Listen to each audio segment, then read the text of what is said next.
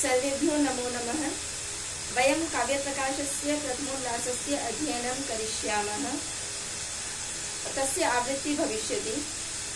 आचार्य मम्मटः सर्वप्रथमं प्रथमोल्लासे मङ्गलाचरणं करोति। मङ्गलाचरणरूपेण कवि भारतीं नमस्करोति। मङ्गला सर्वे जानन्ति यत् मङ्गलाचरणं कतिधा भवन्ति। मङ्गलाचरणं त्रिविधा भवन्ति। प्रथमः कः अस्ति? एकः अस्ति नमस्कारात्मक, द्वितीयः अस्ति वस्तुनिर्देशात्मक, तृतीयः अस्ति आशीर्वादात्मक। तर्हि मम्मटः नमस्कारात्मक मङ्गलाचरणं कृतवान्। अत्र मङ्गलाचरणं किमर्थं क्रियते? अत्र एकः प्रश्नः अपि अस्ति। मङ्गलाचरणम् एतदर्थं क्रियते यत् किमपि वयं कार्यं कुर्मः तस्य समाप्ति निर्विघ्नं भवेत्। एतदर्थं मङ्गलाचरणं भवति। आचार्य मम्मटः किं करोति? ग्रन्थं निर्माणं करोति, ग्रन्थस्य निर्माणं करोति। एतदर्थं ग्रन्थारम्भे किं करोति मम्मटः? विघ्न विनाशाय समुचित इष्ट देवता स्पृशति। अत्र समुचित इष्ट देवता ग्रन्थारम्भे अर्थात् यदा ग्रन्थस्य आरम्भः भवति तस्मिन् समये आचार्य मम्मटः किं करोति? विघ्न विनाशाय अर्थात् यत् किमपि वयं कार्यं कुर्मः तस्मिन् ये विघ्न आगच्छन्ति अथवा आगमिष्यन्ति तस्य शमनाय पूर्वमेव समुचित इष्ट देवतां। समुचित इत्यस्य किं? समुचित अर्थात् यथोचित।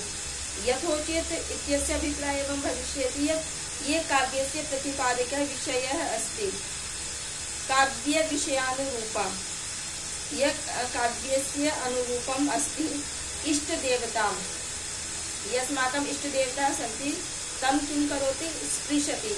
अत्र स्पृशति किमस्ति? स्पृशति अर्थात् जयति, नमस्करोति। अत्र स्तुत्यार्थक अस्ति। स्पृशति शब्दः स्तुत्यार्थक अस्ति। एतदर्थम् अत्र आचार्य मम्मटः ग्रन्थारम्भे अर्थात् ग्रन्थस्य आरम्भकाले विघ्न विनाशाय, विघ्नानां शमनाय किं करोति? समुचित इष्ट देवतां, काव्य विषयानुरूपम् इष्ट देवतां अर्थात् कवि भारतीं स्पृशति अर्थात् नमस्करोति। केन रूपेण करोति? यथा नियतिकृत नियम रहितां लादैकमयीं अनन्य परतन्त्रां नवरस रुचिरां निर्मितिमादधति भारती कवेर् जयति। अत्र किमस्ति? निर्मितिम् आदधति भारती कवेर् जयति। अत्र एषः वाक्यांशः प्रधानमस्ति। कवेः भारती जयति अर्थात ये कवेः वाणी अस्ति। कवेः भारती, भारती इत्यस्य को अभिप्राय? भारती अर्थात वाणी। कवेः वाणी, कवेः भारती अर्थात सरस्वती देवी किं करोति? जयति अर्थात नमस्करोमि। सः कवि वाणी कीदृश अस्ति? निर्मितिम् आददति, निर्माण स्वरूपा अस्ति अर्थात निर्माणं प्रति गच्छति। सा निर्माणं केन रूपेण गच्छति? तस्य कृते चत्वारि कारणानि सन्ति। किं किम् अस्ति? प्रथमं कारणं किमस्ति? नियतिकृत नियमरहितां। नियतिकृत, अत्र नियतिकृत किमस्ति? नियतिकृत अर्थात नियति शक्तिया नियत रूपा। नियतिकृत नियम, प्रथम अस्ति नियति, द्वितीय अस्ति कृत, तृतीय अस्ति नियम, चतुर्थ अस्ति रहित। नियतिकृत नियम रहिताम अर्थात नियति अर्थात नियत शक्तिया, नियति किं भवति? नियति इत्यस्य अभिप्राय एवम् अस्ति यत् अस्माकं भाग्यम् अथवा ईश्वरः यत् ईश्वरेण निर्दिष्टं यानि नियमानि सन्ति सृष्टिनिर्माणकाले ईश्वरेण किम् अस्ति? यानि कारणानि निर्मितानि सन्ति तानि कारणानि आधृत्य एव सृष्टिः भवति। तत्र कार्यकारणसम्बन्धः अस्ति यत्र तस्य रहिता अस्ति, अर्थात ईश्वरस्य या सृष्टिः अस्ति सा सृष्टिः कीदृशी अस्ति? सा सृष्टिः ईश्वरकृत नियमेन सम्बद्धा अस्ति। ईश्वरेण यानि यानि नियमानानि किम् अस्ति? उक्तानि सन्ति तानि नियमानि आधृत्य एव सृष्टिः भवति। यथा सृष्टि केन प्रकारेण भवति? यथा वयं पश्यामः सौरभत्वम् अस्ति। सौरभत्वं किं? खुशबू, सुगन्ध। स सुगन्ध कुतः आगच्छति? पुष्पात् आगच्छति।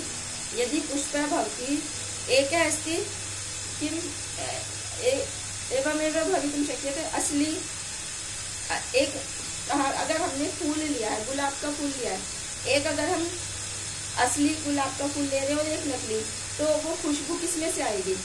असली में से ही आएगी। तो ये ईश्वर का ये नियम है कि जो सुगंध है, सौरभत्व है, वो किस में से आएगा? वो पुष्प में से ही आएगा।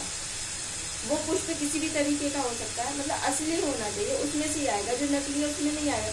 अर्थात जो सौरभत्व है, ये ईश्वर का ये नियम है कि जो सौरभत्व है, जो सुगंध है, वो हमें केवल पुष्पों में ही मिल सकती है। दूसरा क्या है? दूसरा ये भी है ईश्वर की सृष्टि में नियम कि अगर हमें स्वर्ग जाने की इच्छा है तो हम वहां पर अपने शरीर के साथ स्वर्ग को नहीं जा सकते। स्वर्ग के साथ शरीरम जो है, स्वर्ग के साथ हम शरीर के साथ हम स्वर्ग को नहीं जा सकते। ये ईश्वर का नियम है। दो नियम हो गए ना।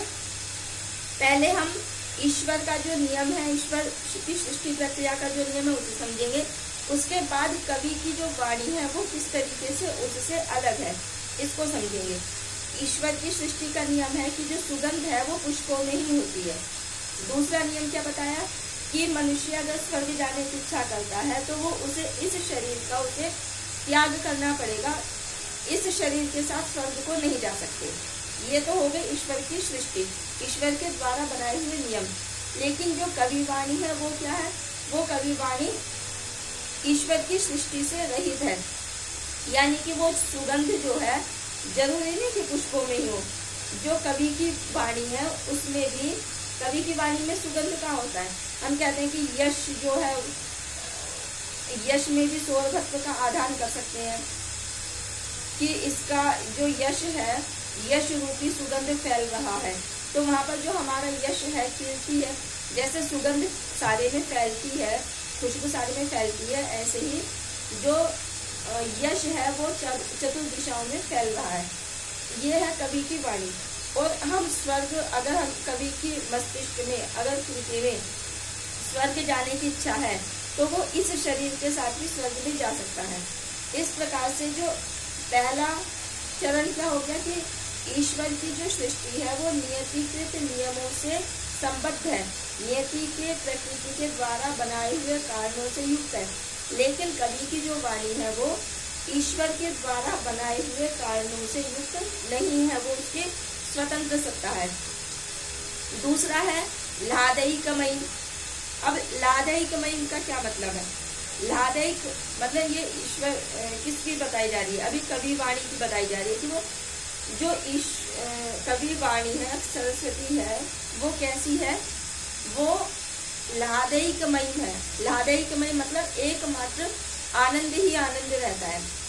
ये बात क्यों कही? ये मम्मट ने इसलिए कहा क्योंकि इसके विपरीत अगर हम ईश्वर की वाणी देखेंगे तो उसमें क्या होगा?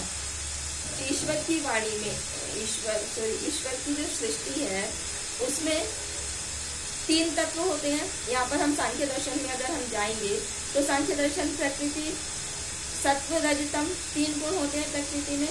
जब प्रकृति में सत्व, रजतम होते हैं तो प्रकृति का जो विकारी सृष्टि है उस सृष्टि में भी 3 गुणों से युक्त होगी।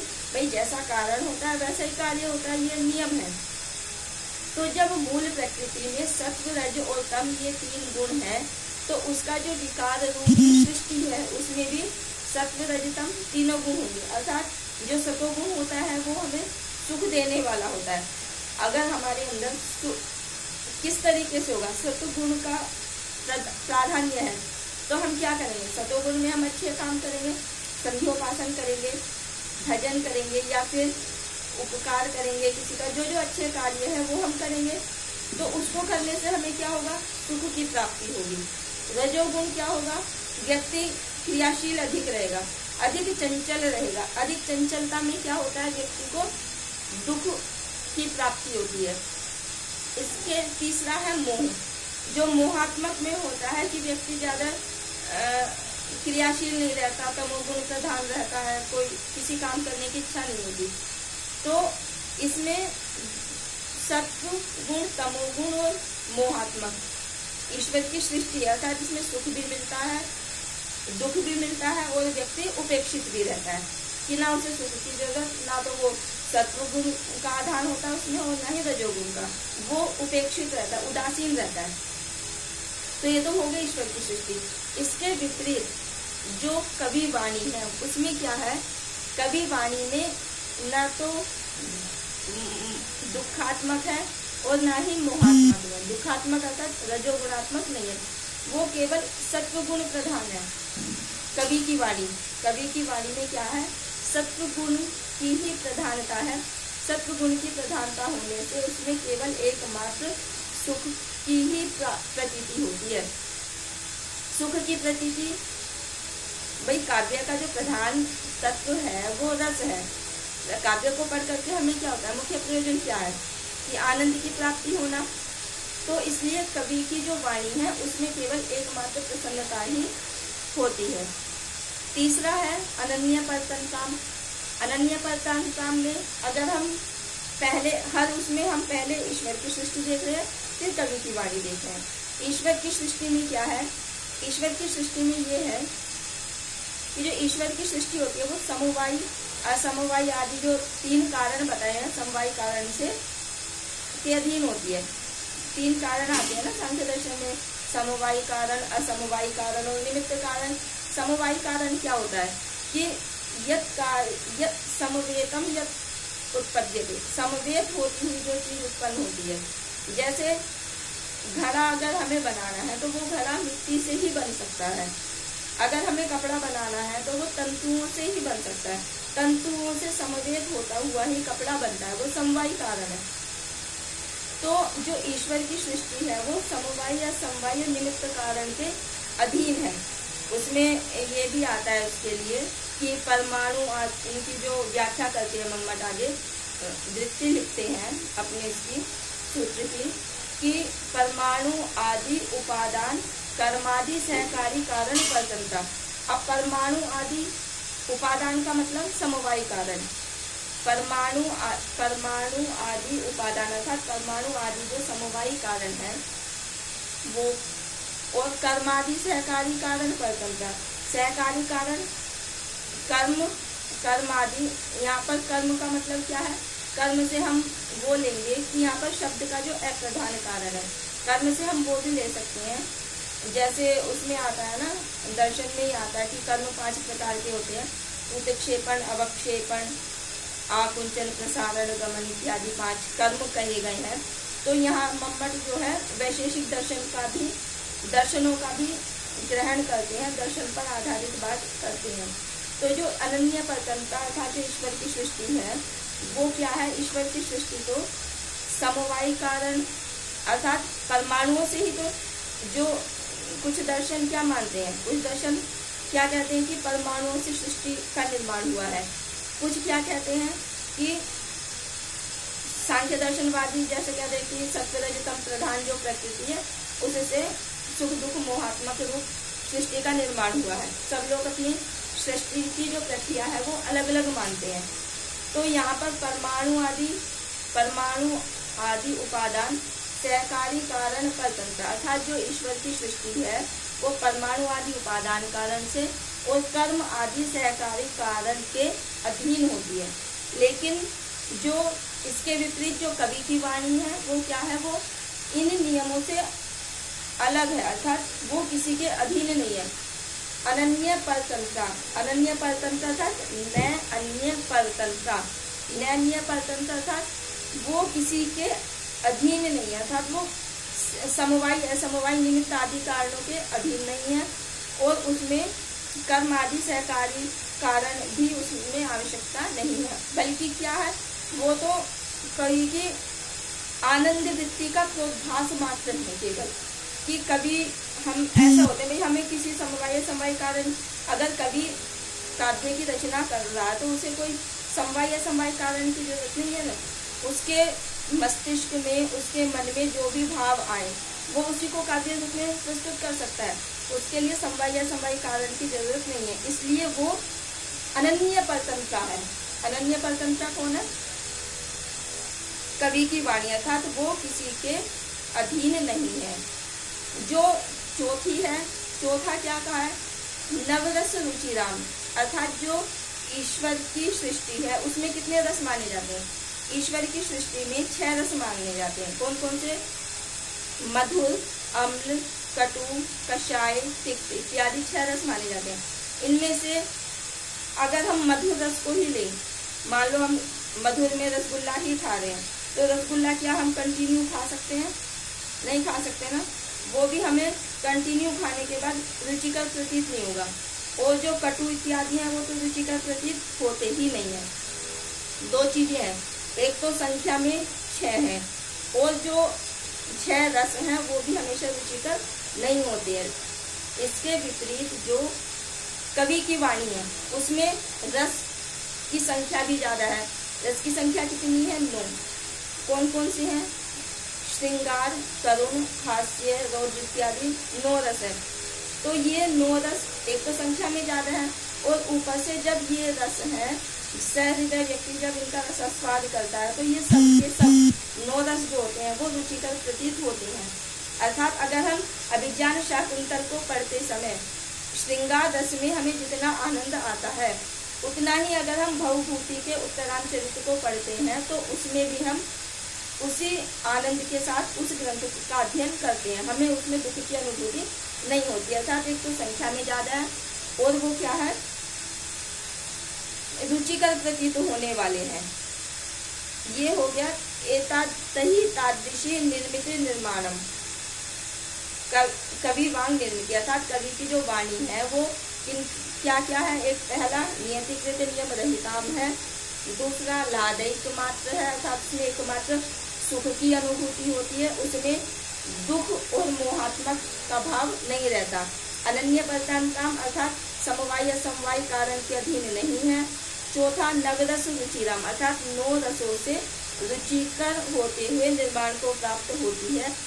ऐसी कवि की वाणी को मैं क्या करता हूँ? नमस्कार करता हूँ, नमन करता हूँ। इसकी जो वृत्ति मम्मट ने दी है, एक बार वृत्ति देख लेते हैं। वृत्ति क्या दी है? नियति शक्तिया नियत रूपा, सुख दुख मोह स्वभावा, परमाणुवादि उपादान कर्मादि सहकारी कारण परतंत्रता, षड रसा नैच हृदयैव तहि तादृशी ब्रह्मणो निर्मित निर्माणम।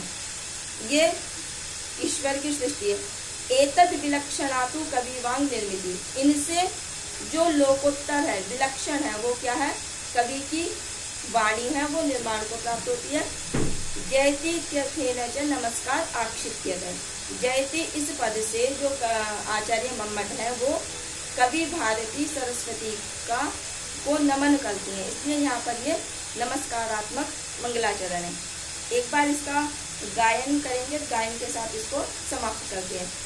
नियतिकृत नियम रहिताम लादैकमयी मनन्य परतंत्राम नवरस रुचिराम निर्मिति मादधति भारती कविर्जयति। धन्यवादः।